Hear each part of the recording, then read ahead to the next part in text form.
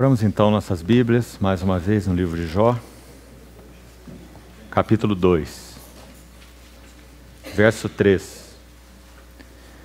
Perguntou o Senhor a Satanás: observaste o meu servo Jó?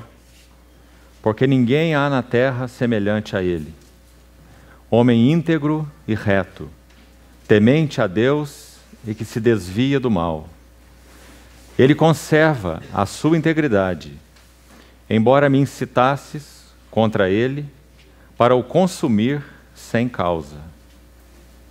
Então Satanás respondeu ao Senhor: pele por pele, e tudo quanto o homem tem dará pela sua vida. Estende, porém, a tua mão, toca-lhe nos ossos e na carne, e verás se não blasfema contra ti na tua face.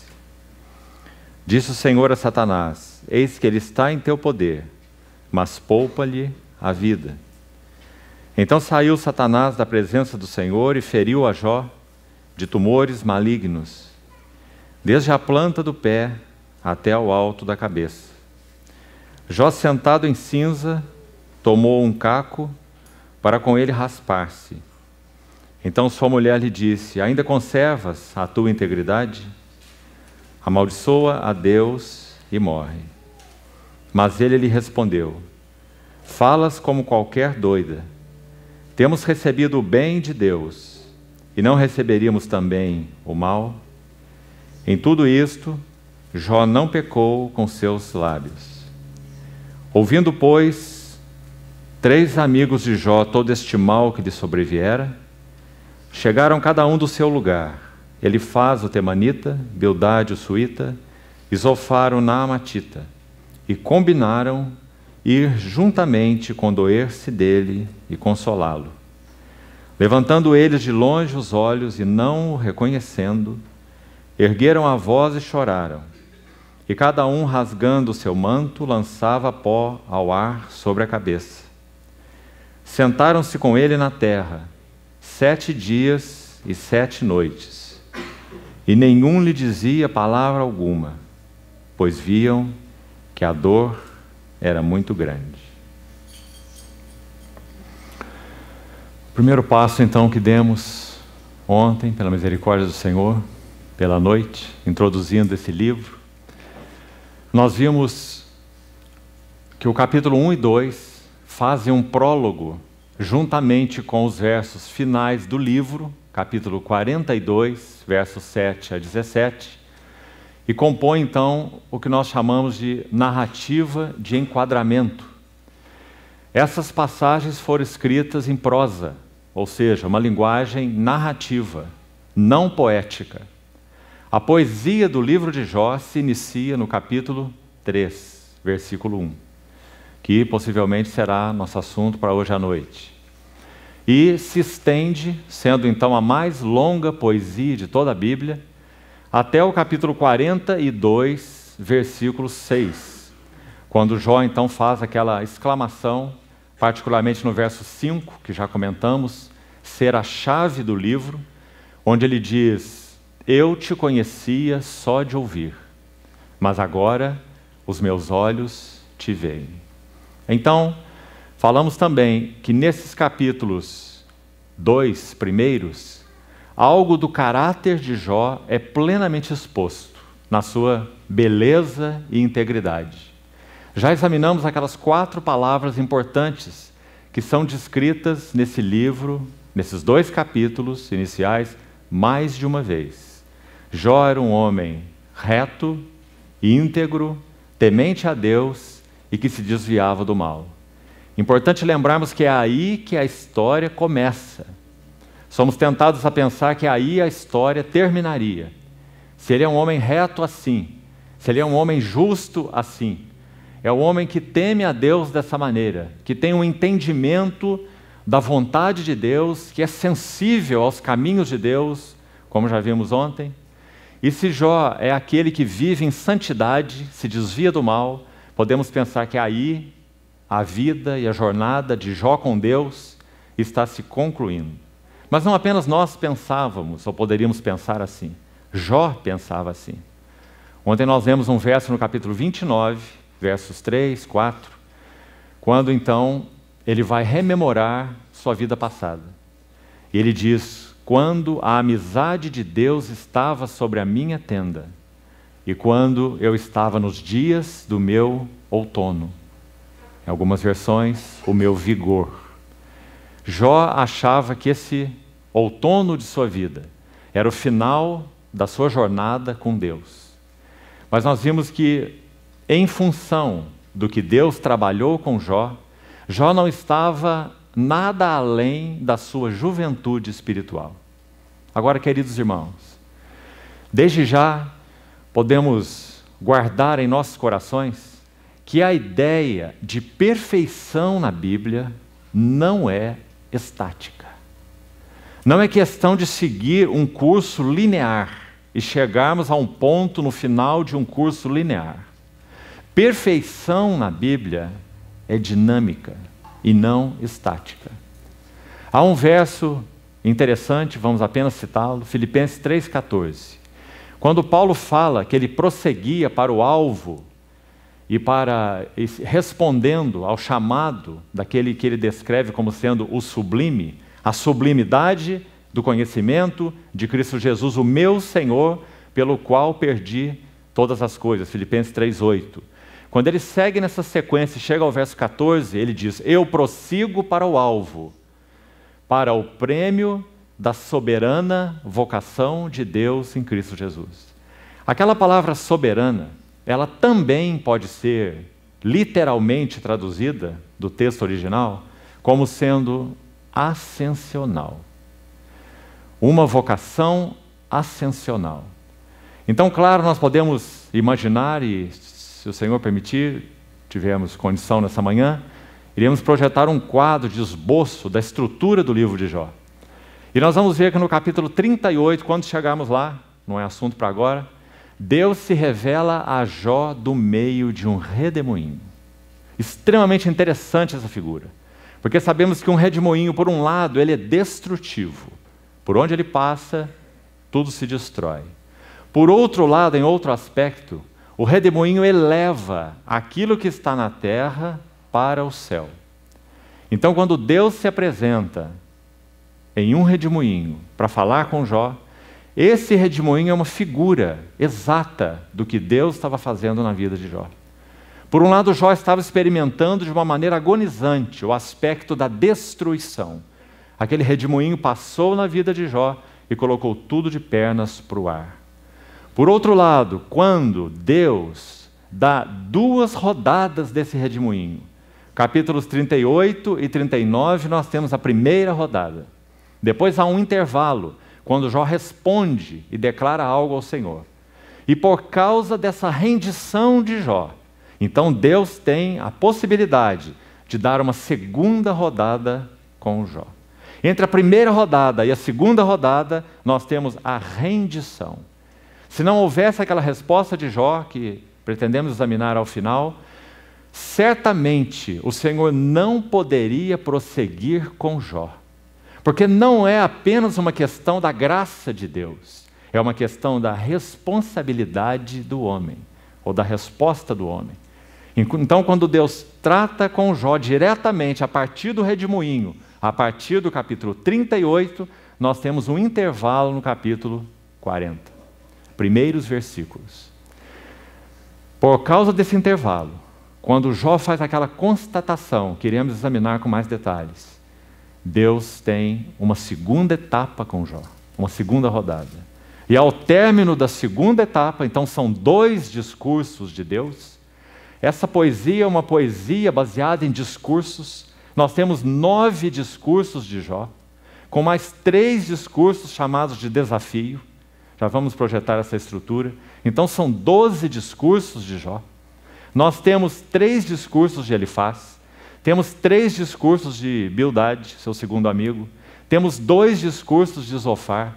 Temos 4 discursos de Eliú. Então o livro de Jó é um livro de discursos. E como nós vemos, o último que fala é Deus. O silêncio de Deus no livro de Jó foi verdadeiramente ensurdecedor para Jó. Antes de Jó ter um encontro com a revelação de Deus, Jó precisava ter um encontro com o ocultamento de Deus. Deus iria realizar algo profundo na vida, na alma de Jó, no coração de Jó, em função de seu ocultamento. Deus se ocultou de Jó, soberanamente, para que então o ocultamento de Deus realizasse um trabalho profundo, o mais profundo na vida de Jó. O que Jó precisava inicialmente não eram palavras de Deus, era o silêncio de Deus. O silêncio de Deus soa ausência, queridos irmãos, mas é presença. O silêncio de Deus soa desamparo, mas é atenção. O silêncio de Deus soa indiferença, mas é cuidado. Porque Ele está atento a um coração que não compreende voz que não seja a voz audível, que não compreende palavra que não seja a palavra falada, e que não compreende realidade que não seja a realidade sentida. Por isso o Senhor tratou Jó por estes caminhos, o caminho do ocultamento de Deus. Então, como também falamos ontem, nunca esqueça isso diante do Senhor. Se nós queremos saber como Deus está escrevendo seu poema em nossas vidas, nós precisamos conhecer o primeiro dos 5 livros poéticos. E não apenas por ser o primeiro, mas porque também é a maior poesia de toda a Bíblia. Como temos confirmado quando estudamos Jó, as palavras de Isaías 55, versos 8 e 9, quando Isaías diz assim: eu é que sei que pensamentos tenho a vosso respeito, pensamentos de paz e não de mal. Tudo que Jó podia ver era o mal que afligiu sua vida. Mas Isaías está falando em nome do Senhor, dizendo que os pensamentos do Senhor para seu povo são pensamentos de paz e não de mal. E ainda Isaías prossegue: para lhe dar o fim que desejais, porque os meus pensamentos são mais altos do que os vossos pensamentos, e os meus caminhos mais altos do que os vossos caminhos. Louvado seja o Senhor. Então, quando Ele coloca suas mãos sobre Jó, Ele coloca suas mãos sobre um barro amorfo e modela esse vaso, até que finalmente Ele possa expressar naquela frase: meus olhos te veem.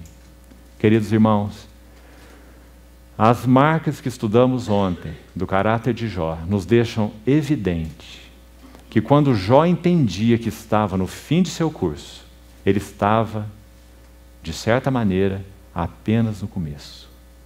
O outono e a frutificação eram apenas o começo do que Deus tinha para fazer na vida de Jó. Agora, pense com você mesmo. Quando os 4 golpes no capítulo 1 são dados sobre a vida de Jó, já destacamos onde eles estão. Capítulo 1, versos 15, 16, 17 e 19. Cada um deles termina com o mesmo refrão: só eu escapei para trazer-te a nova. 4 golpes catastróficos, humanamente falando, na vida de Jó. Em um só dia, ele perde 10 filhos e perde todos os seus bens. Interessante que na Bíblia, bens tipifica aquilo que temos e obviamente fala dos nossos dons. E filhos, na Bíblia, tipifica aquilo que somos ou nossas virtudes. Em um só dia, Deus tocou nos dons de Jó e Deus tocou nas virtudes de Jó. Onde nós vemos os dons de Jó? Sua esposa, seus 10 filhos, seus bens, dons num sentido mais amplo. Onde nós vemos especificamente as virtudes de Jó, como dissemos, representada pelos seus filhos, que representa aquilo que somos, virtudes. Nos versos que citamos ontem, que destacam as 4 características do caráter de Jó. Quais eram, em resumo, as virtudes de Jó? é que ele era um homem íntegro, era um homem reto ou justo, era um homem temente a Deus e que se desviava do mal. Então, através desses golpes, Deus toca nos dons de Jó, dádivas, e ele toca nas virtudes de Jó. Agora, irmão, continue pensando comigo. Deus faz isso numa fase em que Jó estava no que ele entendia ser o auge da sua frutificação. Quando estudarmos mais tarde os capítulos que falamos, 29, 30 e 31, que de alguma maneira são o cerne do livro, no que concerne à crise de Jó, eles são, sem dúvida, o cerne do livro, ele vai dizer exatamente isso, que ele era um consolador, ontem vimos rapidamente alguma coisa, que ele era um conselheiro, que quando ele saía nas praças, os príncipes, os maiorais do povo, reprimiam as suas palavras para ouvir o que Jó ia dizer.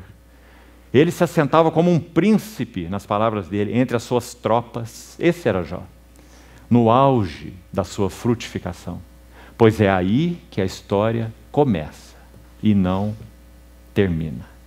Então, queridos irmãos, essas coisas são fundamentais. Por isso, esses 2 capítulos, prólogo, dessa narrativa de enquadramento, são tão importantes. Porque se nós não pudermos ver o homem Jó, nós certamente perderemos muito do que realmente Deus quis fazer na vida desse homem que já frutificava, abençoava, consolava, e era, podemos dizer assim, na nossa linguagem, tão usado pelo Senhor, como o próprio livro descreve, em tantas esferas, cuidando de órfãos, cuidando de viúvas, cuidando de pobres, cuidando de toda a classe de necessitados, caminhando com a luz que ele tinha no meio de trevas. Veja como é forte essa expressão que destacamos ontem. Não é qualquer um que caminha no meio de trevas, cheio de luz. É dito que o nosso Senhor caminhou assim. Ele é o servo do Senhor que andou em trevas, sem luz nenhuma, e ainda assim confiou em o nome do Senhor e se firmou sobre o seu Deus. Já falamos ontem que expressão paralela é usada com relação a Jó. Ele estava avaliando a si mesmo e dizia: eu caminhava em trevas, porque a luz de Deus estava sobre a minha cabeça. Então, queridos irmãos, se perdermos essa avaliação, não apenas que, digamos, a história dá, mas que Deus dá a respeito de Jó. É Ele quem diz: observaste meu servo Jó? E então as 4 características são citadas, da boca de Deus mesmo. Então não temos nenhuma dúvida que Jó não era um infante espiritual, mas que Jó certamente estava numa fase de plena frutificação, quando Deus o tocou. Importante lição. Então, sigamos um pouco mais. Ontem não pudemos ver nem em resumo as 6 cenas, e vamos procurar encerrá-las agora, e se pudermos avançarmos até um pouco mais. Ontem nós vimos apenas a primeira cena, dos versos 1 até o verso 5, então não vamos repetir nada.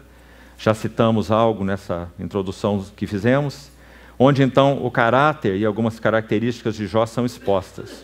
Depois nós temos uma segunda cena, confira por favor na sua Bíblia, iniciando no verso 6, num dia em que os filhos de Deus vieram apresentar-se perante o Senhor.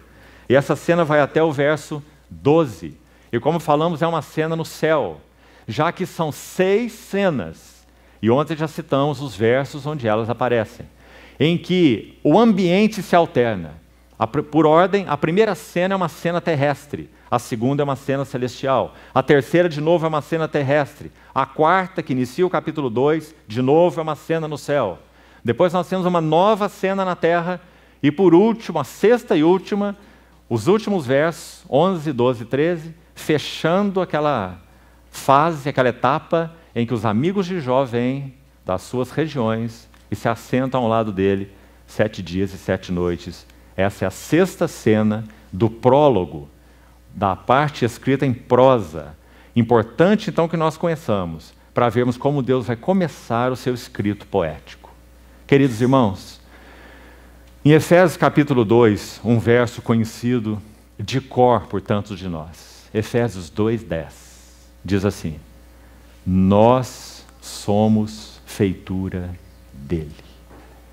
E também acho que todos nós sabemos que a palavra para feitura ali é o poema no grego, de onde vem a nossa palavra poema.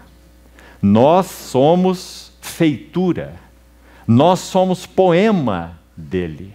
Não apenas Jó, não apenas Paulo que escreveu essas palavras, mas ele coloca no plural. Nós somos o poema dele, criados, e dentro do contexto que temos estudado, poderíamos dizer, escritos em Cristo Jesus para boas obras, que Deus preparou de antemão para que andássemos nelas.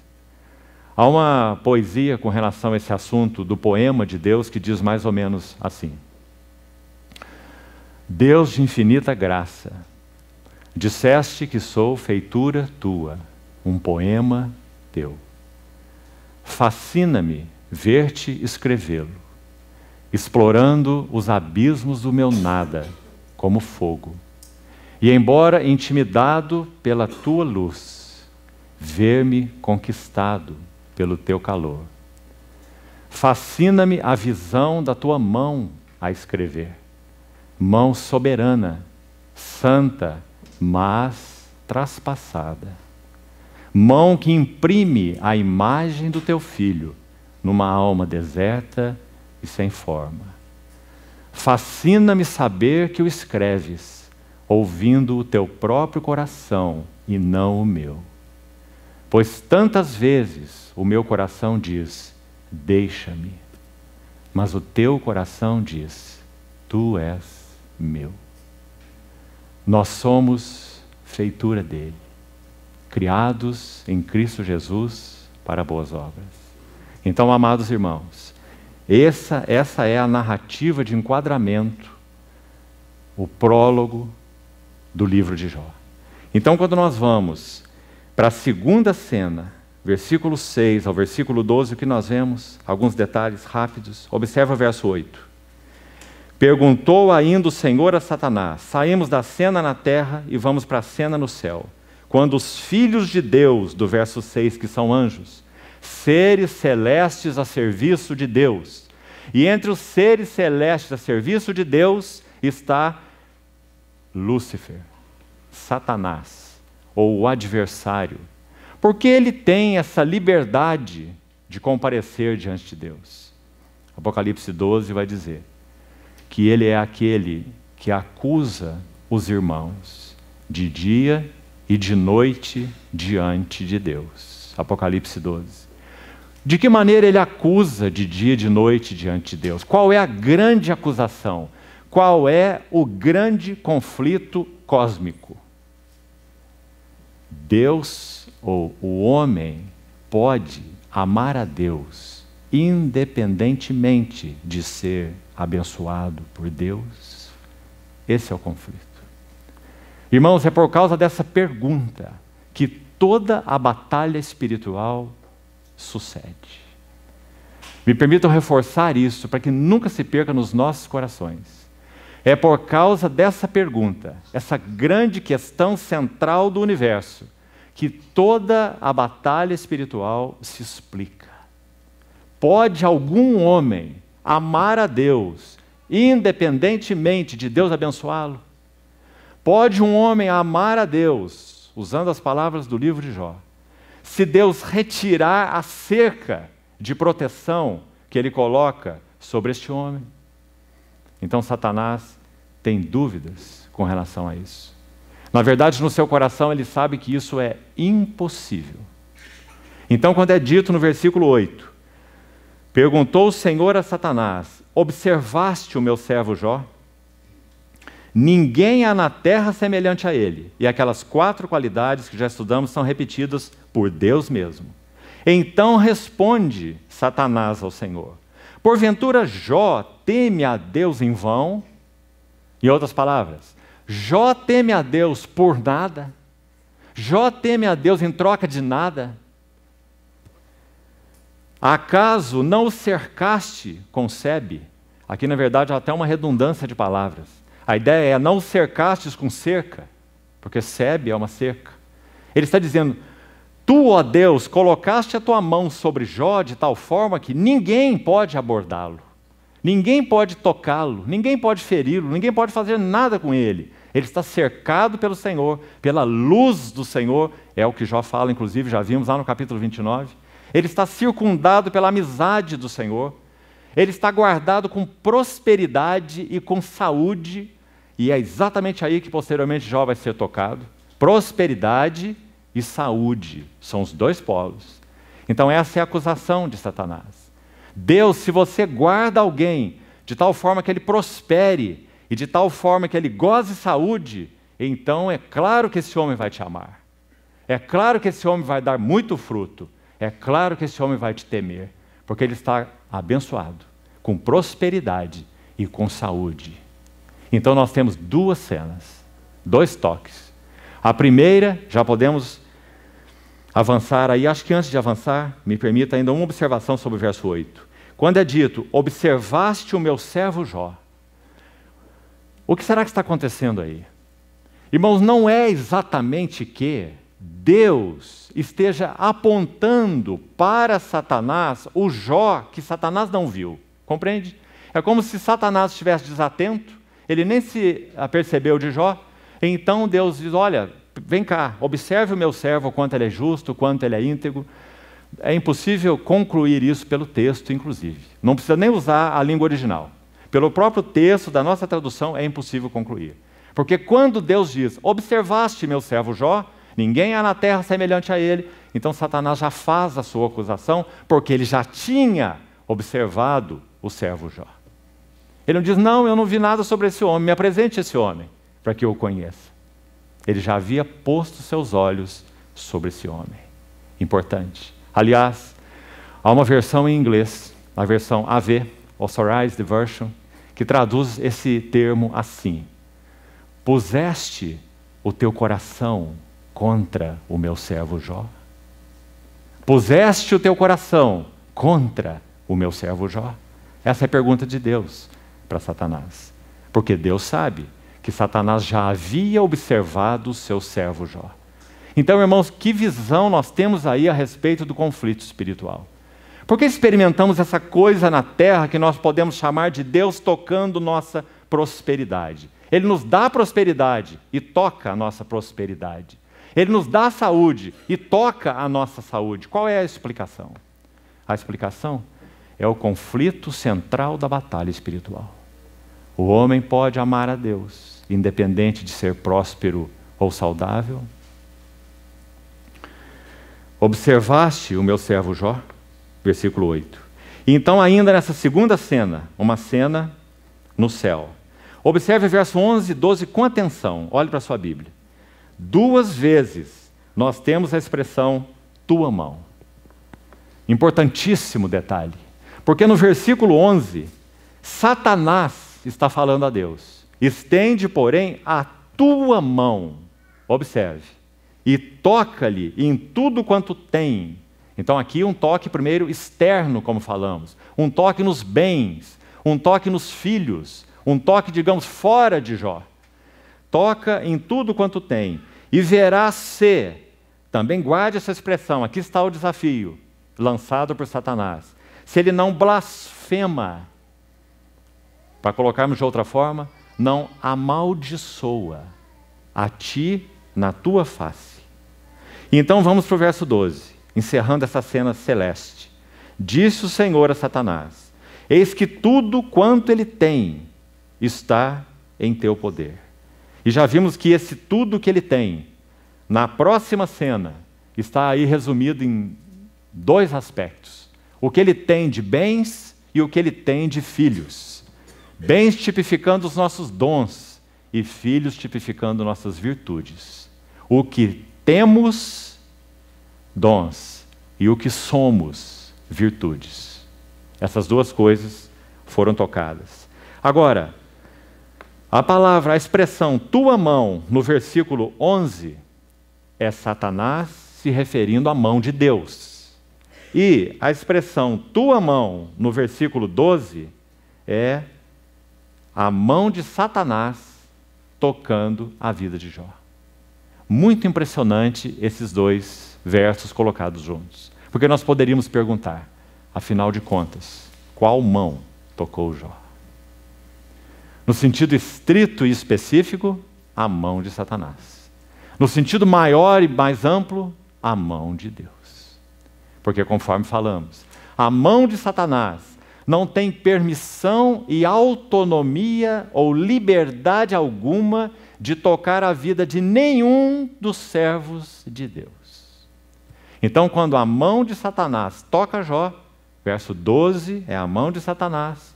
Por trás da mão de Satanás, nós temos o verso 11, a mão de Deus. Queridos irmãos, não há descanso e segurança mais absoluto para as nossas almas do que este, de sabermos que a única mão que nos toca, em última análise, é a mão do nosso Senhor. Mão soberana, santa, como disse o poema, mas traspassada. Não apenas mão que é soberana e santa, mas é aquela mesma mão que foi traspassada. Essa é a mão que nos toca. Use o Senhor o que Ele quiser usar. Ele não usa apenas Satanás. Ele usa o mundo, Ele usa as circunstâncias, Ele usa até mesmo os nossos irmãos para tocar nossas vidas de modo transformador. Se fôssemos dar, e vamos dar, como já fizemos em outras oportunidades, um título para o que estaremos compartilhando em todas essas sessões, esse título seria O Redemoinho Transformador de Deus. O livro de Jó é uma história do redemoinho transformador de Deus. Deus vai tirar Jó de um nível de perfeição e vai conduzir Jó a um nível superior de perfeição. Porque conforme falávamos, perfeição na Bíblia não é linear, estática. Perfeição na Bíblia é um conceito dinâmico. Como sabemos? Por exemplo, 2 Coríntios 3,18. E todos nós, com o rosto desvendado, contemplando como por espelho a glória do nosso Senhor, o que ocorre conosco? Somos transformados de glória em glória, na sua própria imagem. Por isso falamos que aquela figura do redemoinho é tão significativa. Por um lado, ele é destruidor, coloca nossas vidas de cabeça para baixo. Ele pode ser intempestivo. Em um só dia, uma catástrofe na vida de Jó. Mas esse é um lado do redemoinho. O outro lado do redemoinho é que ele eleva o que está na terra para os céus. E como Jó expressou isso? Nós já vimos. Eu te conhecia só de ouvir. Eu havia ouvido de ti. Numa outra maneira de colocar a mesma coisa. Mas agora, meus olhos te veem. Jó foi elevado de um nível de perfeição. Era perfeito ou não era perfeito? Era perfeito. Reto, justo, íntegro, perfeito, temente a Deus, se desviava do mal. Já vimos. Era perfeito. Em um nível. Por causa do redemoinho transformador de Deus, Deus elevou Jó a um nível muito superior de conhecimento de Deus, de intimidade com Deus, de realidade espiritual em Deus. Então nunca percamos isso, porque não há sombra de dúvida que essa é a chave do livro de Jó. Queridos irmãos, há muitos comentários sobre o livro de Jó. Dá para você encher uma estante. Mas a maioria deles não é bom. E sabe por quê? Porque a ênfase está no sofrimento. Então, se você pudesse dar um título para a maioria dos comentários, o título seria assim: Por que sofre o justo? E esse não é o tema do livro de Jó. Esse não é o assunto do livro de Jó. O assunto do livro de Jó é o trabalho transformador de Deus. Se quisermos colocar em uma única palavra, qual é o tema do livro de Jó? Que palavra escolheríamos? Bíblica. Filiação. O que é filiação na Bíblia? Amados, agora nós já somos filhos de Deus. 1 João capítulo 3. Paulo em Colossenses 2 vai dizer que nele nós já estamos aperfeiçoados. Sabe qual é a ideia? Nele já recebemos vida completa. Um nível de perfeição. Mas então, o que o Espírito Santo veio fazer em nós? Bastava que ele fosse o selo de Deus em nossas vidas e ponto final. Mas nós sabemos que não é assim. Esse mesmo Espírito que nos sela, ele veio nos selar e morar em nós com um propósito único. Qual é seu propósito? Fazer com que os filhos possam ter o semblante do Filho.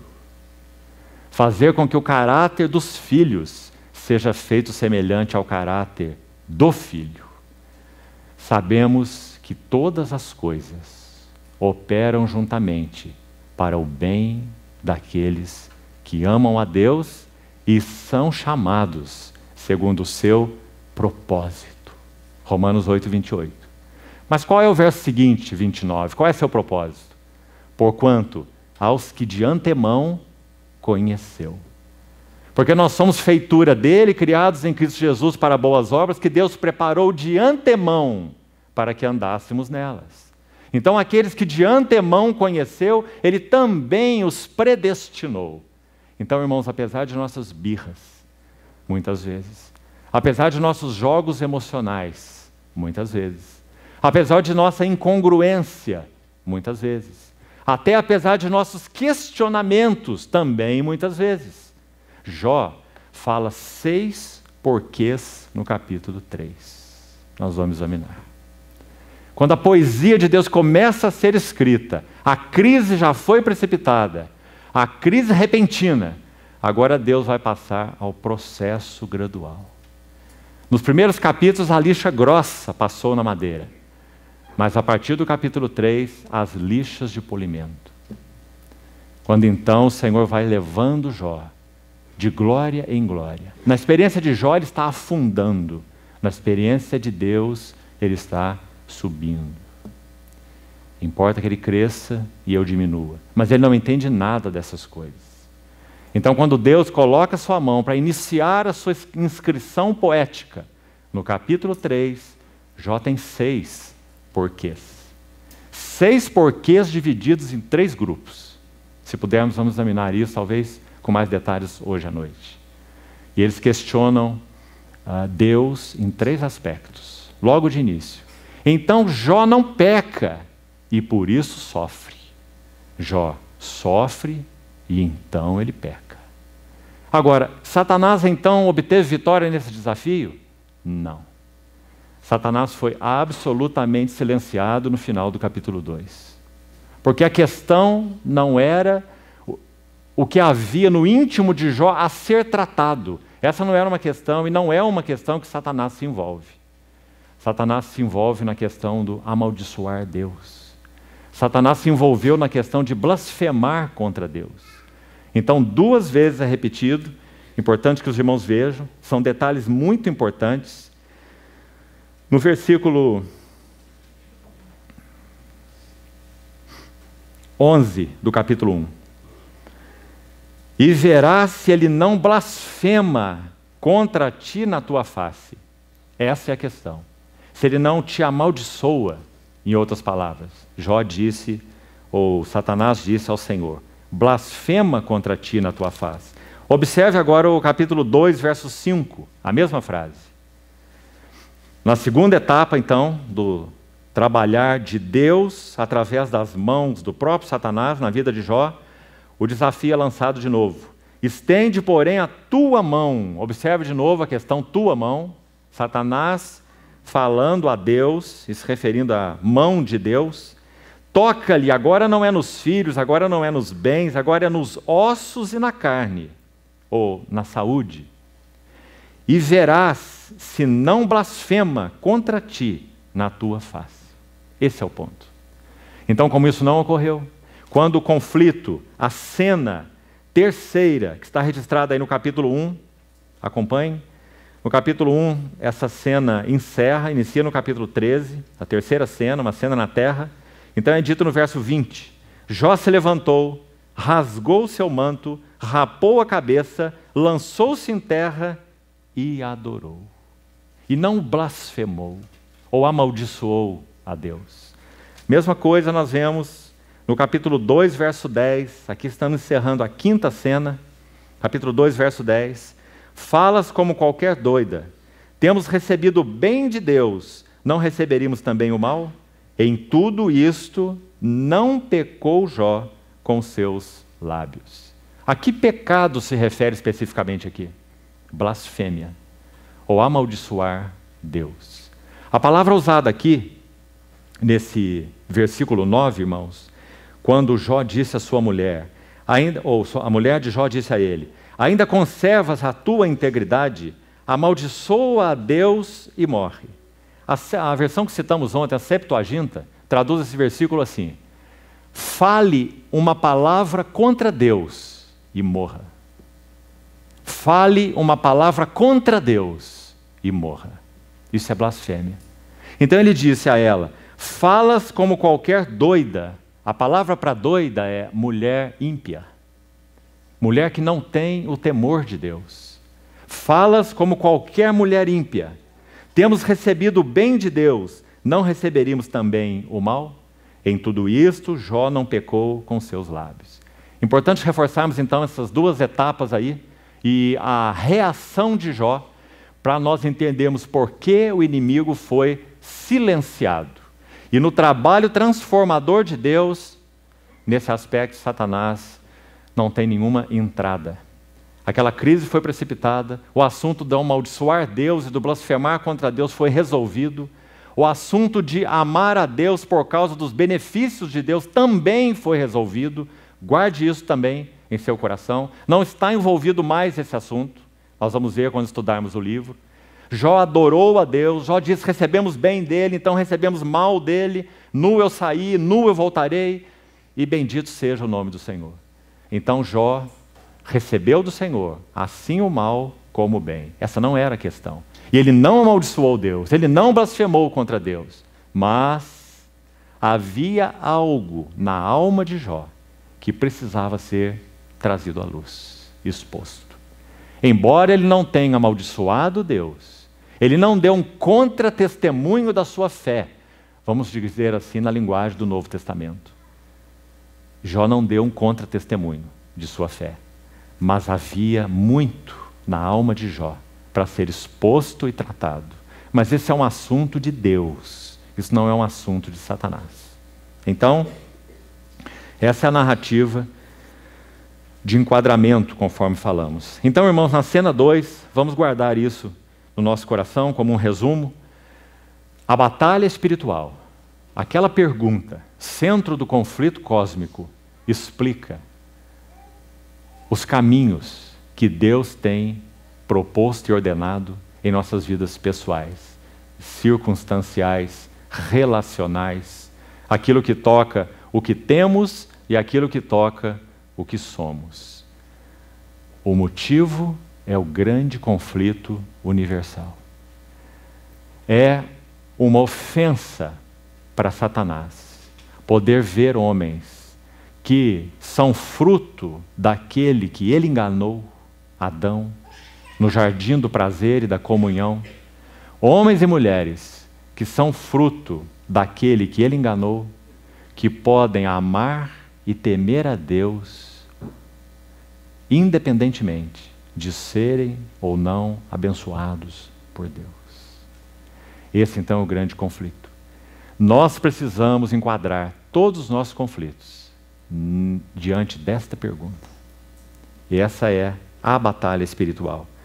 Na terceira cena, que nós já citamos, do verso 13 até o verso 22, o que teria de mais central para nós guardarmos são os 4 golpes e Jó ter sido tocado nos seus bens e ter sido tocado nos seus filhos. Então, naquilo que ele tem e naquilo que ele é, ou nos dons e nas virtudes, como já falamos.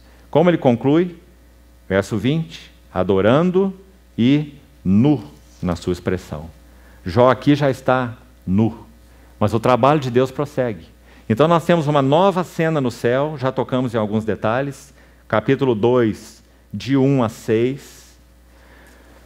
No verso 3, a última palavra, possivelmente na sua tradução também, é sem causa. Para o consumir sem causa.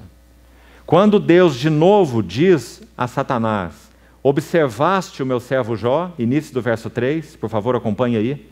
Ou, puseste o teu coração contra meu servo Jó, ninguém há semelhante a ele.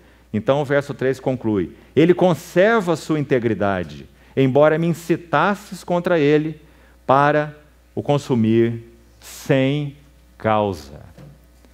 Não podemos perder de vista essa expressão, porque aqui está a palavra de Deus afirmando que Jó não estava sofrendo por causa de pecado.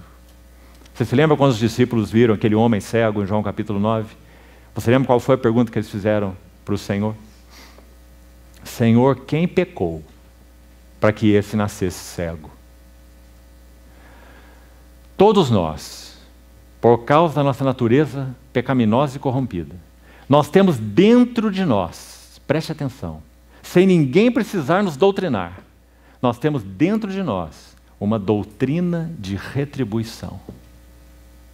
Sabe qual foi o motivo do grande conflito de Jó com seus amigos? Eles eram adeptos da antiga, a milenar, na verdade desde Adão. Ela nasceu quando Adão pecou. A doutrina sapiencial da retribuição. Como funciona a doutrina sapiencial, da sabedoria, da retribuição? Ela é tão simples. Deus é justo. E sendo justo, Ele pune o ímpio e recompensa o justo. Essa é a doutrina sapiencial da retribuição. Mas sabe o que acontece no livro de Jó? Escute bem. Daqui a pouco vamos procurar ver isso num quadro estrutural. Há 3 séries de discursos no livro de Jó, do capítulo 3 até o capítulo 28. 3 séries de discursos. Já você vai ver o esquema. Nessas 3 séries, Jó sempre é o que fala primeiro. Diante dessa dor que era muito grande, assim termina o capítulo 2, ninguém tinha ousadia de abrir a boca e dizer algo para Jó. Seus amigos assentaram com ele 7 dias e 7 noites. Alguns dizem que só podia ser amigos. Se fossem amigas, nunca aconteceria isso. Não é? 7 dias e 7 noites. Esses amigos de Jó ficaram absolutamente calados. Isso realmente é algo impressionante. E por que eles ficaram calados? A última palavra do verso 2, do capítulo 2, vai explicar. Olhe, por favor. Pois viam que a sua dor era muito grande. Então eles não ousaram abrir sua boca. Irmãos, abrir a boca para falar o quê? Jó tinha perdido 10 filhos. Jó estava um tumor ambulante. A palavra caco, no capítulo 2, verso 8, localize aí. Jó sentado em cinza tomou um caco. Está vendo essa palavra aí? Se há alguma tradução que diz caco de telha, pode descartar, porque não é isso que diz o texto original. Pelo contrário, há um erudito bíblico chamado Fawcett, e ele diz que essa palavra específica, se você consultá-la lá, caco, se refere a um instrumento específico usado para raspar feridas purulentas. Porque a ferida era tão asquerosa que não se podia tocar com a mão. Então havia esse instrumento específico, um raspador. Hoje há um instrumento médico semelhante para curetagem, né? Que a ferida é tão asquerosa que ela tem que ser raspada com um instrumento específico. Então Jó, de alguma maneira, alcançou esse instrumento para fazer a raspagem das suas feridas. Tão asqueroso ele estava. Quando seus amigos o viram, o que eles fizeram? A atitude oriental de desespero. Eles viram Jó, nem o reconheceram. Rasgaram seu manto, jogaram pó para o ar e assentaram-se junto com Jó. 7 dias e 7 noites. Nada tinham a dizer para Jó diante dessa situação, porque a dor era muito grande. Então, queridos irmãos, essa é a cena 4, iniciando o capítulo 2. Chamando a atenção, então, onde estávamos, para o verso 3. Para o consumir sem causa, Jó não irá sofrer, já não está sofrendo por causa de pecado. Pelo contrário, Deus deu um quádruplo testemunho a respeito de Jó. Então a expressão sem causa é muito importante, porque ela vem dos lábios de Deus. Deus está dizendo, ele não sofre e não continuará sofrendo porque ele pecou. Ele sofre e continuará sofrendo porque eu estou realizando algo na sua alma. O redemoinho transformador de Deus. A quinta cena, versículos 7 a 10. Mais uma cena na terra. Saiu Satanás da presença do Senhor, feriu Jó de tumores malignos, desde a planta do pé até o alto da cabeça. Em outras palavras, Jó adoece. E então, como já temos falado, assenta-se em cinza e toma esse caco, esse instrumento específico. Acho que um detalhe importante sobre sentado em cinza seria interessante sabermos. No caso aqui de Jó, não é um ato de arrependimento. É comum, nos tempos do Velho Testamento, que esse fato de lançar cinzas sobre si, não foi o que aconteceu aqui, inclusive, é um ato de arrependimento. Esses homens jogaram, por exemplo, poeira ao ar, como nós vimos. Rasgaram seus mantos e jogaram poeira para o ar e se assentaram do lado de Jó, numa atitude de consternação, os seus amigos. Agora, aqui diz que Jó estava sentado em cinza. Na verdade, o fato envolvido aqui específico é o seguinte. Naquelas aldeias, para que houvesse higiene adequada, é claro, todo o lixo e todos os dejetos eram queimados fora da aldeia. Esse lixo queimado, debaixo da ação das intempéries, particularmente da chuva, eles iam se solidificando. Então, a expressão específica usada era o monte de lixo. Exatamente porque todo o lixo era jogado naquele lugar, queimado, e quando a chuva descia, você não tinha apenas uns montezinhos. Você tinha um monte de lixo sólido, já que a chuva solidificava a cinza. Então foi para lá que Jó foi. Depois dessa catástrofe, como vimos, Jó foi para o lugar do lixo, o lugar onde se joga os dejetos. Agora, quem está lá? Aquele que era um príncipe entre as tropas. Aquele que caminhava com a luz de Deus sobre a sua cabeça. Aquele que era o confortador de todos. Aquele que era um conselheiro. Aquele que Deus disse é justo, é íntegro, é reto e se desvia do mal. Irmãos, como falamos, por causa do pecado que nos tornou adeptos, por natureza, da doutrina sapiencial da retribuição, nós temos tantas dificuldades com esse assunto. Mas como nós falávamos, acho que vale seguir aqui. 3 séries de discurso, escute isso. Na primeira série, lá estão os amigos de Jó. Depois que fala Jó, capítulo 3, vai falar e ele faz, capítulo 4. Se tivermos tempo, vamos examinar isso. Todos os 3 são adeptos da doutrina sapiencial da retribuição. Então eles começam mais de leve com Jó. E qual é o fundamento dessa doutrina? Nós já falamos. Deus é justo. E Deus, sendo justo, pune o ímpio e recompensa o justo. Então a conclusão é muito simples. Jó está sendo punido. Então Jó pecou. Jó é ímpio. Na primeira série, eles são muito cuidadosos. Então eles vão sugerindo isso para Jó. Como que Jó responde? Jó responde baseado, em primeiro lugar, na sua experiência. Porque ele sabe que ele é justo. Ele sabe que é íntegro. E ele sabe que ele teme a Deus independentemente dos benefícios que Deus tem dado a ele. Então podemos dizer que Jó, sem dúvida nenhuma, tem mais maturidade do que a maioria de nós. Né?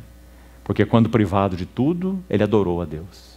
Então, porque Jó sabe que ele tem essa condição, quando os amigos sugerem a doutrina sapiencial de retribuição, Jó baseia na sua própria experiência e tem dificuldades com ela. Agora, porque ele sabe que é justo, mas também sabe que está sofrendo. Esse é o dilema. Então nós termina a primeira série. Fala Jó 3 vezes e cada um dos amigos fala uma vez. Então só aí nós já temos 6 discursos na primeira série. E aí vamos para uma segunda série de discursos. Quando Jó fala de novo, ele abre a segunda série e temos a mesma ordem. Ele faz primeiro, Bildade depois e Zofar por último. Depois, se puder, entraremos em mais detalhes. O que acontece na segunda série? Preste atenção aí. Na segunda série eles serão mais específicos, com a mesma doutrina. Se Jó não está entendendo exatamente o que eles estão procurando reforçar, que é uma doutrina assentada como base do universo moral, e nenhum de nós pode dizer que ela não é verdadeira. Deus é justo? Sim, Deus é justo. Deus pune o ímpio? Sim, Deus pune o ímpio. Deus recompensa o justo? Sim, também. Deus recompensa o justo. Mas, queridos irmãos, essa doutrina, que é uma base do universo moral, não é o único princípio de Deus. Tão importante isso. Deus não é acorrentado pelos seus próprios princípios. Compreende? Se Deus estivesse acorrentado pelo princípio da doutrina sapiencial da retribuição, ele não poderia tratar com seus filhos como tratou com Jó. Mas Deus não está acorrentado aos seus princípios. Então, quando ele está tratando Jó dessa maneira, ele não está punindo o ímpio. Então nós estamos aí completamente fora dessa doutrina da retribuição. Nós temos que procurar uma outra explicação fora dela. E como Jó não tinha essa explicação, e muito menos seus amigos, os 4 estavam em um parafuso existencial, né? Não entendendo nada do que estava acontecendo. Para que os seus amigos não negassem o Deus da retribuição, que era o único que eles conheciam, eles tinham que negar a justiça de Jó. Claro. É lógico. Então, quando nós vamos para a segunda série de discursos que eles fazem, eles vão ser mais específicos. Eles vão buscar agora reforçar com Jó que ele pecou, porque ele está sendo punido. Mas ainda há uma terceira série e o assunto vai piorar. Jó vai reagir a essa segunda série de 2 maneiras. Quanto à sua experiência, ele vai reforçar que ele é justo e que ele está sofrendo. Então, essa doutrina não é a base para explicar, nem para ele próprio, no seu coração, já que ele era adepto da mesma doutrina, e nem muito menos para os seus amigos. Então, quando nós chegamos, ainda na segunda série, Jó baseia na sua experiência, ele é justo e está sofrendo. E Jó se baseia na sua observação. Quando estudarmos, vamos ver. Sabe qual é a sua observação? Nem sempre o ímpio é punido. Jó vai chegar a essa conclusão na segunda série de discursos. Sabe o que nós nos lembramos aí? Salmo 73. Você se lembra do Salmo 73? O Salmo de Asaf? Podemos dizer que aquele salmo, o conteúdo daquele salmo é a resposta a uma pergunta: por que prosperam os ímpios? Então Asaf começa o Salmo 73 dizendo assim: com efeito Deus é bom para Israel, para com os de coração puro. Ele começa o salmo com a conclusão, como já acontece com outros salmos. E aí ele vai dizer o que aconteceu com ele. Ele vai dizer: quanto a mim, porém, quase me resvalaram os meus pés. Por que Asaf quase resvalou o seu pé? Porque ele contemplava os arrogantes. E ele via que os arrogantes eram sadios e viviam felizes e se banqueteavam. Ele usa figuras impressionantes, ele diz: os seus olhos saltam-lhes da gordura. Dizendo que eles vivem uma vida naquela bem-aventurança natural tão impressionante que o seu corpo é sadio e nédio. Ele diz: eles não partilham das canseiras dos mortais. Olha as palavras de Asaf, impressionantes. Esse é o ímpio. Então Asaf também, assim como Jó, está questionando esse princípio da retribuição. Então ele vai descrevendo o salmo tão impressionante. Se você puder lê-lo, estudá-lo por você mesmo, não vamos ter tempo para ele. Tão lindo, irmãos. E Asaf vai entrando nesse parafuso, como falamos, existencial. Ele diz: em só refletir essas coisas, achei pesada tarefa para mim. Olha como ele conclui. Mas sabe como ele inicia a segunda sessão do Salmo 73? Até que eu entrei no santuário de Deus. E então ele compreendeu. E sabe o que ele compreendeu? O fim deles. Deus pode não punir o ímpio, e frequentemente não o faz, aqui e agora. Mas qual é o fim deles? Foi isso que Asaf viu. E sabe como ele descreve? Tu os pões em lugares escorregadios, e de súbito caem na destruição, ou na escuridão. E por aí ele vai descrevendo a sorte dos ímpios, a sorte final, não a sorte atual. E se o nosso único princípio relacional com Deus é a doutrina de retribuição, então nós estamos com um grande problema. Assim como Jó estava. Os 3 amigos estavam. Asaf estava. Até que ele entrou no santuário de Deus. E sabe como ele conclui o Salmo 73, se você abriu aí? Quanto a mim, bom é estar junto a Deus. Quem mais tenho eu no céu? Não há quem eu me compraza na terra. Que maravilha. Mas ele só viu isso quando ele entrou no santuário de Deus. Quando Jó entra no santuário de Deus? Capítulo 42, versículo 5. Eu te conhecia só de ouvir, mas agora os meus olhos te veem. Então ele pôde interceder e oferecer sacrifício pelos seus amigos, por causa do pecado deles. Ainda enfermo, purulento, com tumores malignos do alto da cabeça até a planta dos pés, privado dos seus 10 filhos e com a sua mulher indignada, como nós vimos. Jó pôde interceder pelos seus amigos debaixo de uma ordem de Deus. Ou seja, porque os seus olhos foram abertos, porque ele entrou no santuário de Deus, ele pôde agora cooperar com Deus. Jó se tornou um intercessor. Então, queridos irmãos, na primeira série, por causa dessa doutrina da retribuição, Jó vai abordá-los com a primeira dúvida. Eu sou justo e eu estou sofrendo. Então, alguma coisa está errada. Na segunda série, quando eles são mais específicos, como falamos, eles dizem que é o ímpio que sofre. Então, eles canalizam na segunda série para Jó esse aspecto. É o ímpio que sofre. Você vê que eles estão na linguagem comum do mineiro de Minas Gerais, diz assim, você bate na cangalha para o burro entender. Né? Então eles estão acentuando um aspecto. Jó, é o ímpio que sofre. Eles não estão dizendo você é ímpio, mas eles estão dizendo é o ímpio que sofre. Conclusão, você deve ser ímpio. Você deve ter pecado drasticamente. Mas como Jó não entende essa linguagem, então há uma terceira série de discursos. E ela é impressionante, irmãos. Você leu com cuidado e viu?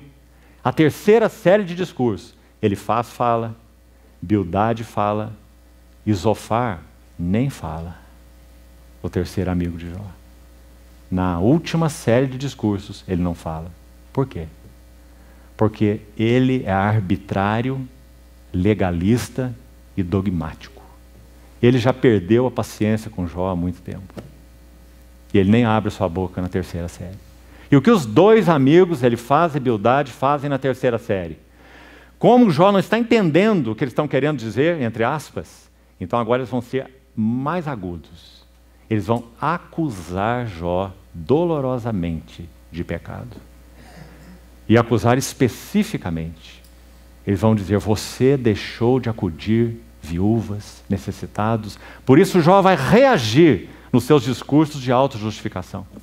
Ele vai dizer, nenhuma viúva passou fome à minha porta.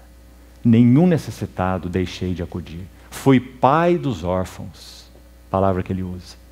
Então os irmãos percebem esse conflito todo por causa do único princípio no qual eles se baseavam. A doutrina da retribuição. Então essas são as 3 séries de discursos. Voltando, irmãos, a essa narrativa de enquadramento, nós já estamos colocando algo sobre a estrutura do livro de Jó. Essa cena 5, onde nós estávamos, volte para ela, por favor. Cena 5, dos versículos 7 a 10, quando Jó responde à sua esposa daquela maneira, o que nós vemos ali? Se tivermos tempo, vamos estudar no livro pelo menos 15 sintomas da enfermidade que Jó teve. Isso é um bom estudo para os médicos. Você pode entrar no livro e localizar pelo menos 15 sintomas da enfermidade de Jó. E nós vamos buscar fazer isso. Essa expressão que nós vimos que a esposa de Jó diz a ele, muitas vezes se faz, é comum que se faça, brincadeiras aí com a esposa de Jó, né? E o que ela pediu para Jó fazer com relação a Deus. Diga uma palavra contra o Senhor e morra. Mas, irmãos, falando de maneira mais séria, a esposa de Jó estava com a sua mente aflitíssima. Uma mãe que havia perdido 10 filhos em um só dia. E não há nenhuma palavra dela quando isso aconteceu.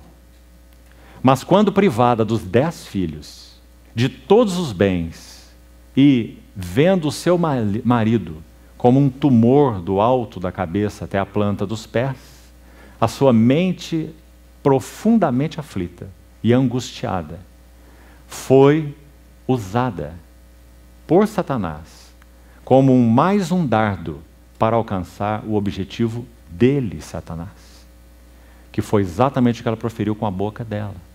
A mesma questão que Satanás havia sugerido a Deus. Toque com a tua mão assim e você verá se ele não blasfema contra ti. E o que a esposa de Jó disse a ele? Blasfema contra ele e morre. Amaldiçoa o teu Deus e morre. Diga uma palavra contra ele e morra. Irmãos, não foi diferente com Simão Pedro. Por isso não poderíamos de forma alguma sermos duros demais com a mulher de Jó. Porque quando Pedro, o tão querido apóstolo, possivelmente mais velho que o nosso Senhor Jesus, quando ele ouviu em Mateus 16 aquela declaração sobre sofrimento, cruz, ser escarnecido, cuspido, crucificado, ele chama o Senhor à parte, como um irmão mais velho faz com um irmão mais novo. E ele vai dar o seu conselho para o Senhor. E o conselho dele é: tem compaixão de ti, Senhor. Isso de modo nenhum te acontecerá. E então o que o Senhor diz? Arreda-te de mim, Satanás. Porque és para mim um escandalon, ou uma pedra de tropeço. Porque não cogitas, pensas segundo a mente de Deus, mas pensas segundo a mente dos homens. Isso foi exatamente o que aconteceu com a mulher de Jó. A mulher de Jó estava pensando como Pedro, segundo a mente dos homens. Uma mente aflita, angustiada e agonizante. 10 filhos perdidos e o seu marido completamente adoentado. Então a mente da mulher de Jó foi usada por Satanás, como a mente de Simão Pedro foi usada por Satanás, para impedir que o Senhor seguisse o seu caminho. Mas, em tudo isto, verso 10, não pecou Jó com seus lábios. Então, a última cena, verso 11 a 13, parte final do capítulo 2. Ouvindo os 3 amigos de Jó todo este mal que lhe sobreviera, chegaram cada um do seu lugar. Primeiro, Elifaz, o temanita. Quem é esse indivíduo? Quase nada sabemos. Há um texto interessante, que vale a pena consultarmos. Jeremias 49, 7.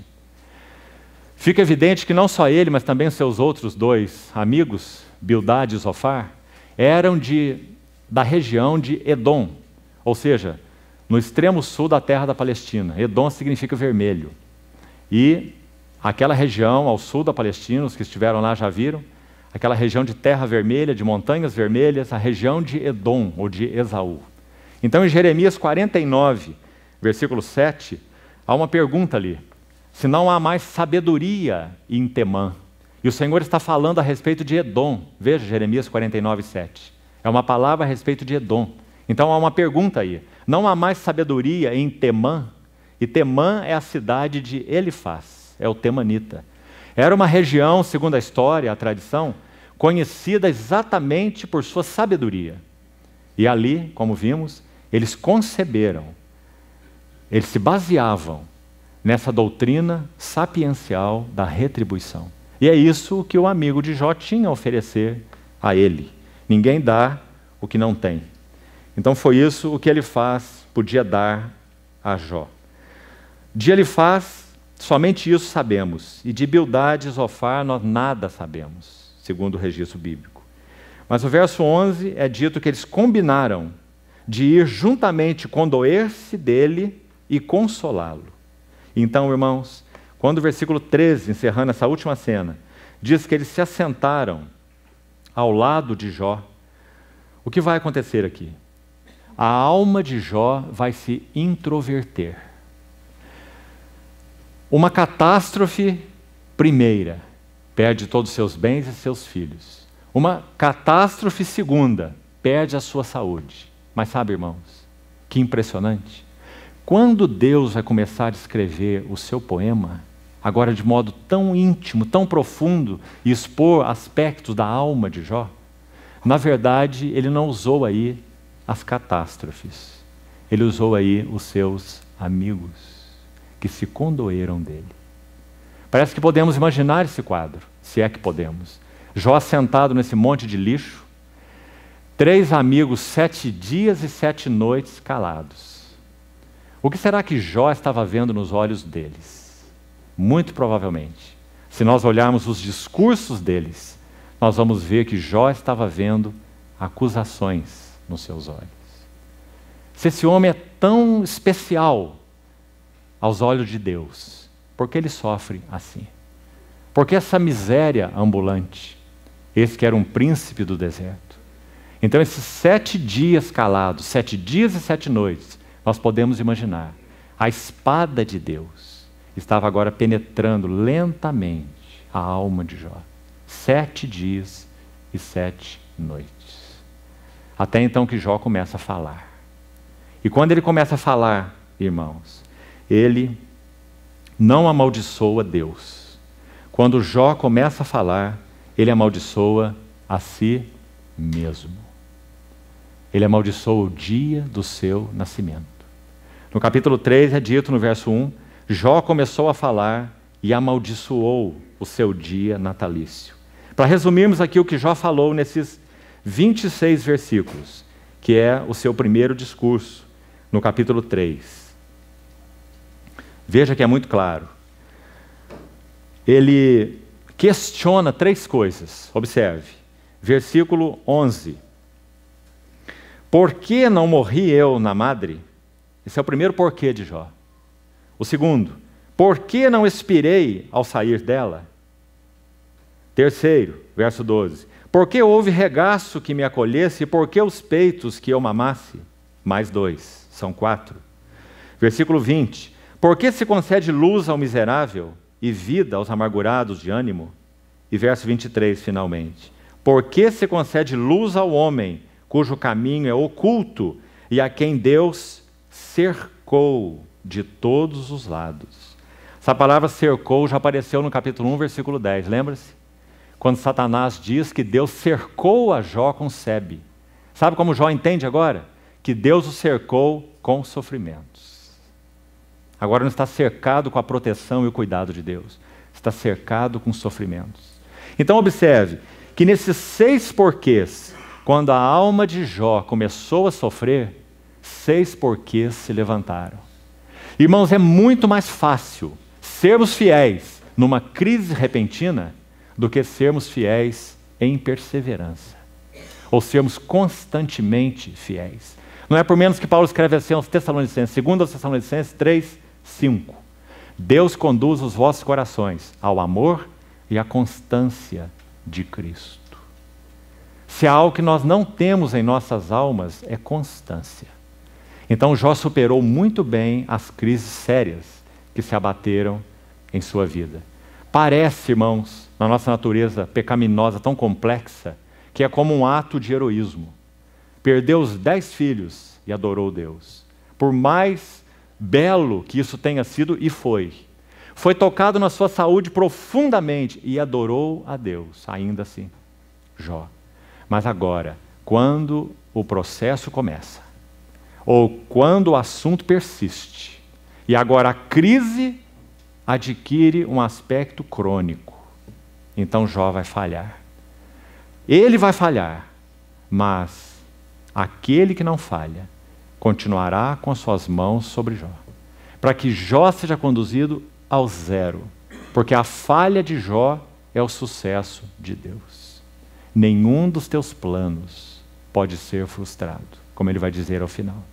Então, veja de novo esses 6 porquês, eles são 3 conjuntos. O primeiro conjunto no versículo 11. Porque eu não morri na madre e porque não expirei ao sair dela? Jó está questionando o seu nascimento. Queridos irmãos, é tão comum em nossos corações que ocorra a mesma coisa conosco. Jó está questionando por que ele nasceu. O segundo par de porquês, verso 12. Já que ele nasceu, como ele diz no verso 11, então por que houve regaço que me acolhesse? Em outras palavras, ele poderia dizer, por que eu não fui então um aborto à beira do caminho? Por que houve regaço que me acolhesse? E, na mesma linha, por que houve seios para que eu mamasse? Então, em primeiro lugar, no primeiro par, ele questiona o sentido do seu nascimento. Segundo lugar, ele questiona a sua preservação.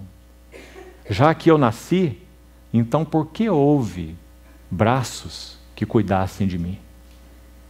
Terceiro questionamento é o par do verso 20 e 23. Ele questiona a sua existência atual. Então questiona nascimento, questiona a preservação e questiona a existência atual em meio a esse sofrimento e essa catástrofe toda. Então ele diz no verso 23, por que se concede luz ao homem cujo caminho é escuro? Compreende agora como Jó estava? Antes, eu caminhava nas trevas com a luz de Deus sobre minha cabeça. Mas, irmãos, de alguma maneira, como vimos, Jó também era adepto da teologia da retribuição. Só que quando ele entra no processo de Deus, ele não consegue entender e explicar a razão, encontrar a razão para os seus sofrimentos. Ele tem que encontrar de um outro lugar, e esse lugar ele não conhece. Esse lugar ele só vai conhecer no capítulo 42. Não é um lugar de explicação teológica, não é um lugar doutrinário, é um lugar em Deus. Meus olhos te veem. E quando meus olhos te veem, tudo está explicado. Interessante, nós vamos ver, quando estudarmos os discursos, que Jó diz, ele pleiteia com Deus, que Deus responda às suas indagações. Não apenas temos 6 porquês no capítulo 3, nós temos muitas indagações nos discursos de Jó.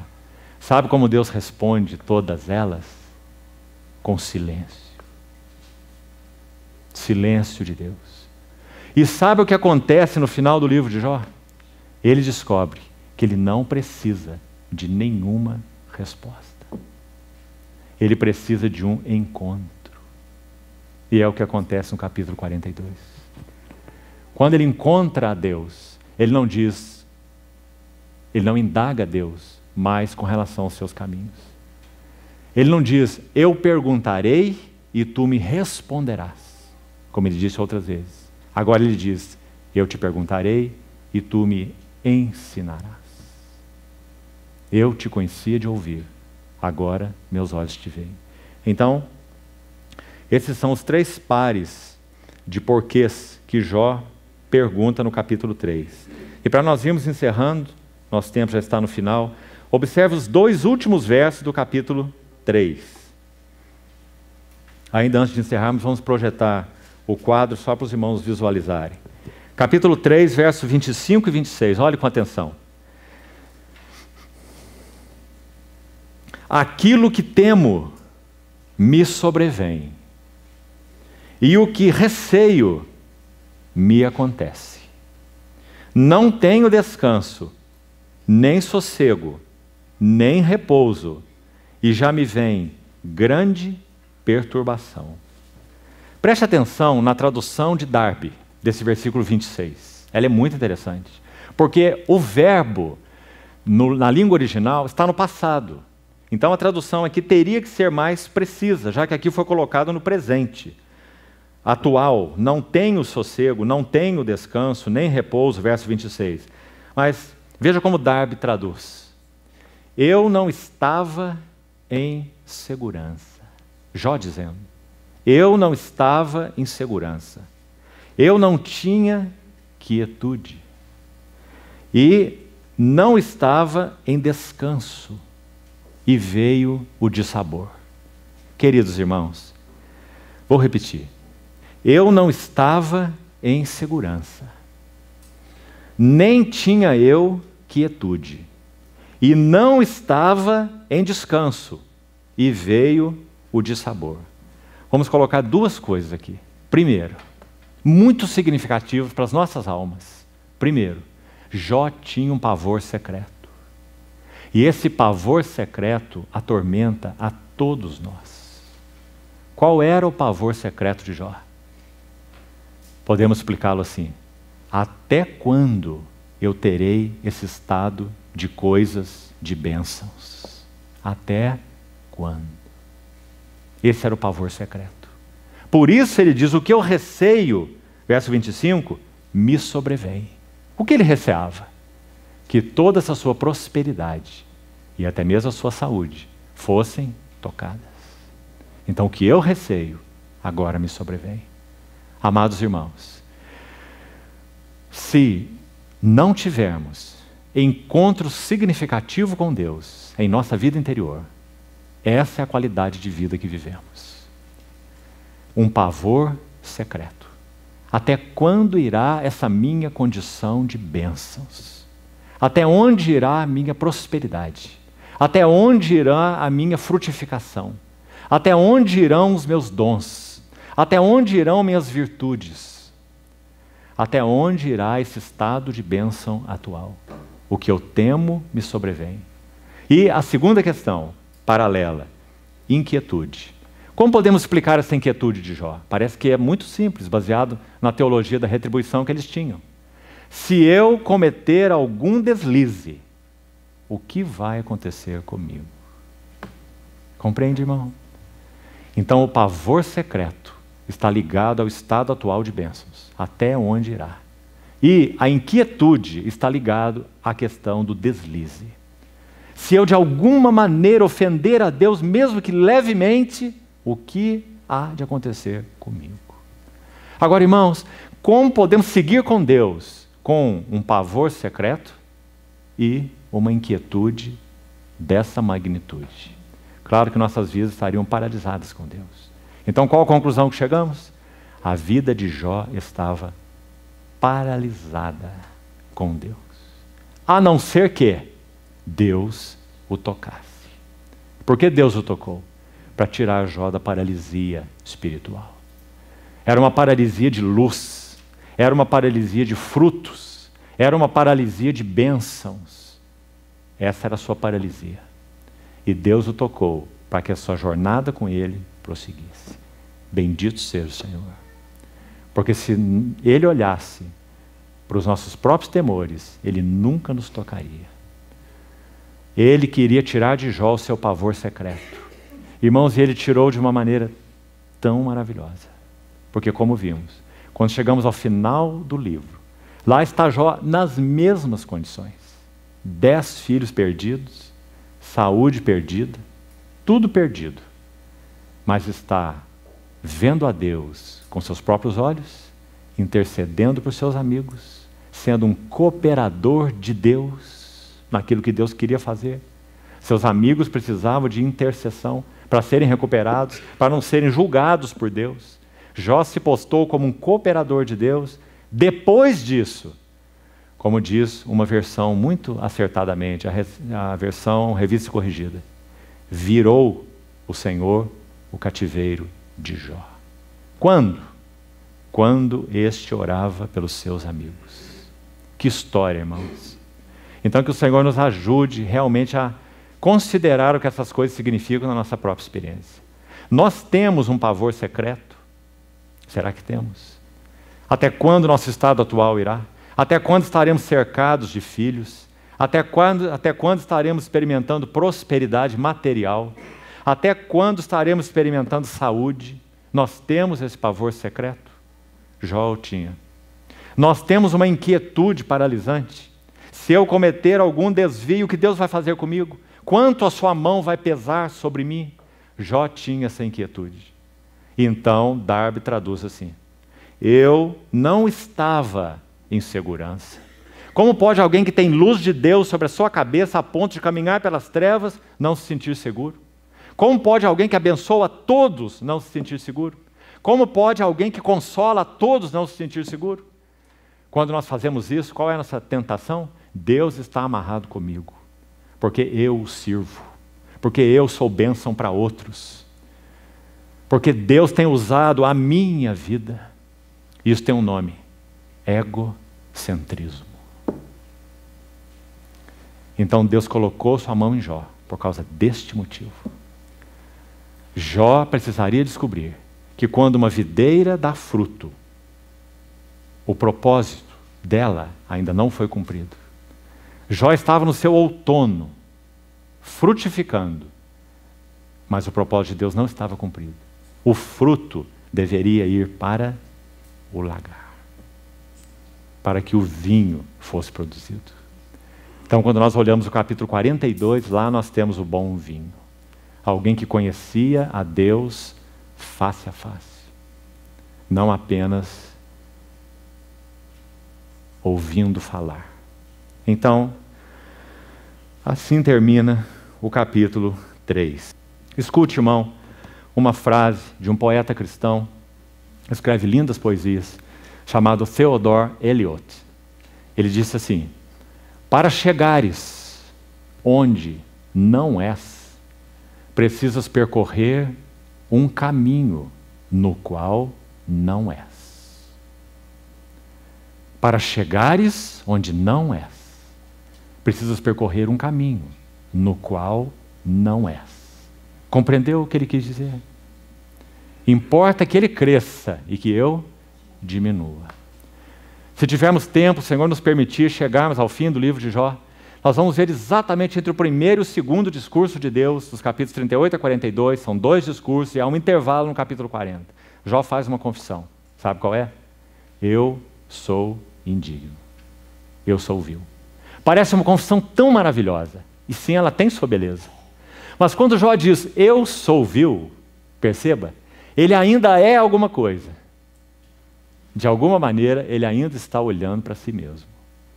Mas quando Deus dá mais uma rodada e usa a figura daqueles 2 animais, colocando lado a lado com Jó.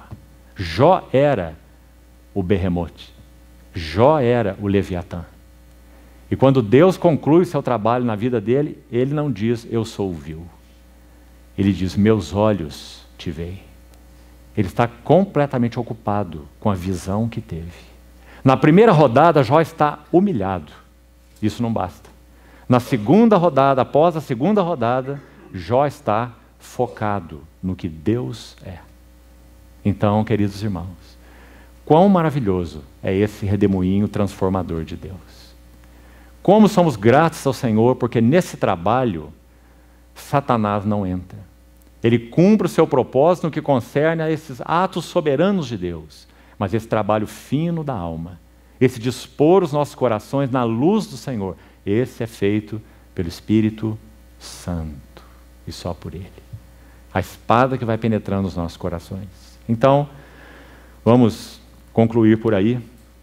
Paulo, em 1 Coríntios 10, 13, disse assim: não vos sobreveio tentação ou provação que não fosse humana, mas Deus é fiel e não permitirá. Veja a força dessas palavras. Ele não permitirá. E Ele é o único soberano. Ele não permitirá que sejais provados além das vossas forças. Mas juntamente com a provação, vos proverá livramento. Livramento para o quê? Para escapar da provação? Não. Paulo diz, vos proverá livramento para que a possais suportar. Nós vamos ver mais tarde essa palavra vinda dos lábios de Eliú para Jó. Porque Eliú tipifica o Espírito Santo. Então Eliú vai dizer que Deus livra o aflito através da sua aflição. por meio da sua aflição. Que maravilha, irmãos. Só Deus poderia realizar um trabalho assim em nossas almas. Então, conforme o quadro foi projetado aí, nós fizemos esse quadro para trazer alguma clareza sobre a estrutura do livro. Então, o tema do livro de Jó, o redemoinho transformador de Deus. Deus quebranta Jó por esse caminho que é um princípio de Deus, não há outro caminho. Se apenas sofrimento atuasse em nossas vidas, nós teríamos que dizer que sofrimento tem efeito transformador. Mas se o sofrimento tivesse efeito transformador, quanto mais as pessoas sofrem, elas teriam que se tornar melhores. Mas o que acontece com a maioria dos casos é que quanto mais as pessoas sofrem, piores elas se tornam. Mais amarguradas, mais introvertidas, mais amargas. Quebrantamento não é sofrimento. Quebrantamento é uma conjugação de sofrimento mais a palavra de Deus. Jó sofreu, sofreu e sofreu, mas enquanto Deus não falou com ele, Jó não pôde ser transformado. O livro de Jó, então, começando o redemoinho, claro, de baixo para cima, há uma primeira série, são do capítulo 3:1 até o capítulo 11:20, porque o redemoinho está subindo. Então a primeira série de discursos vai do capítulo 3:1 a 11:20. A segunda série, 12:1 a 20:29. E aqui, terceira série. Então ascensional, primeiro, segundo e terceiro. A terceira série, capítulo 21:1 até 28:28. Depois nós temos 3 discursos de desafio de Jó. 29, 30 e 31. São 3 capítulos, chamados de discursos de desafio. Vamos ver por quê. Depois nós temos 4 discursos de Eliú, que estão entre os capítulos 32 a 37. Depois nós temos 2 discursos de Deus, com um intervalo entre eles que nós já comentamos. E por último nós temos o novo Jó. Agora os meus olhos te veem. Então basicamente essa é a estrutura do livro de Jó. Vamos concluir por aqui então, por agora. Vamos orar ao Senhor ainda, antes de terminarmos.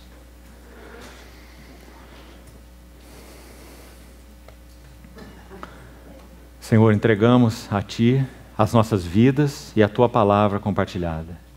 Confessamos que nós somos pobres e necessitados e carecemos que o Senhor aplique a Tua palavra aos nossos corações. Obrigado porque o Senhor é quem é, independente do que nós somos. Obrigado por Teu amor invencível por nós.